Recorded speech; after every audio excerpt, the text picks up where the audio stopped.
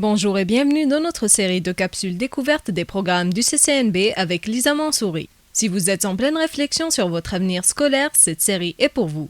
Aujourd'hui, on vous fait découvrir 3 programmes avec Sophie Brideau, enseignante et coordonnatrice des programmes de santé au campus de la péninsule acadienne. On a 3 programmes. Le premier programme, c'est les préposés aux soins, qui dure 15 semaines. Puis celui-là, c'est un programme pour les personnes qui veulent aller travailler dans les foyers de soins. On a un autre programme qui est préposé aux soins aigus, qui dure 27 semaines, si ma mémoire est bonne. Celui-là, c'est pour aller travailler dans les hôpitaux. Et le dernier, c'est infirmière auxiliaire. Celui-là, il est 2 ans. Selon vous, pourquoi un étudiant devrait choisir ces programmes? Je vous dirais qu'au collège, on est très pratique. On veut vraiment que quand ils arrivent sur un plancher dans un milieu de soins, ils soient prêts. Fait qu'on a beaucoup de pratiques de laboratoire. On a un laboratoire ici qui simule un milieu de soins. Fait qu'on a à peu près 8 lits d'hôpital, les mannequins. Tout ce que vous trouvez dans un hôpital, finalement, se retrouve dans notre laboratoire au collège. Fait que les étudiants sont en mise en situation dans le laboratoire.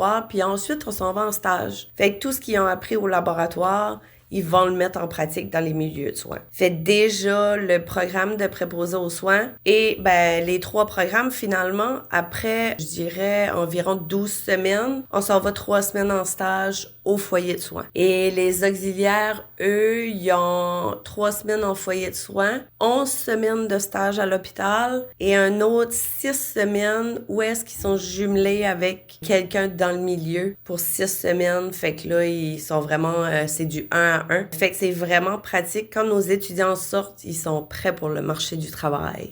À quel type de profil étudiant s'adresse ce programme? Je vous dirais qu'en santé, une des premières choses, je pense, quand tu t'en vas en santé, c'est que l'empathie et la compassion, vouloir prendre soin des autres, normalement, c'est déjà dans nous. C'est sûr qu'on peut développer certaines choses, mais il faut quand même que tu aies envie de prendre soin des gens pour venir dans la santé.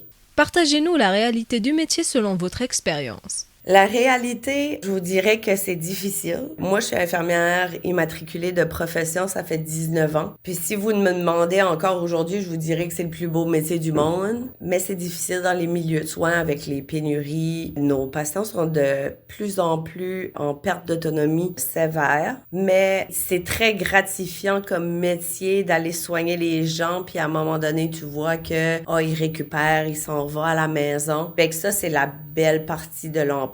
Puis moi, j'ai envie de dire que peu importe le domaine que vous choisissez, je pense que c'est pas toujours facile, qu'il y a des choses positives et négatives, puis il y a un peu la même chose dans les milieux de soins. Je vous dirais que c'est 100% emploi garanti. Comme tout de suite, j'ai des étudiants qui vont juste graduer au mois d'avril. Ils ont déjà été embauchés avec des postes en plein. Fait que les milieux de soins viennent ici au collège recruter nos étudiants. Quand on va en stage, ils regardent nos étudiants. Je pourrais dire qu'ils les coursent sur le plancher pour les embaucher. Fait que c'est 100% emploi garanti une fois que vous avez fini.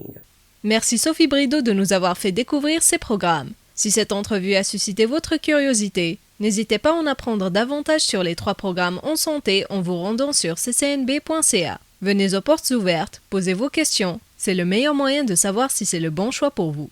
Merci de nous avoir écoutés sur les ondes de CKRO 97.1 MF et à très bientôt pour une prochaine capsule découverte. Une entrevue de Lisa Mansouri.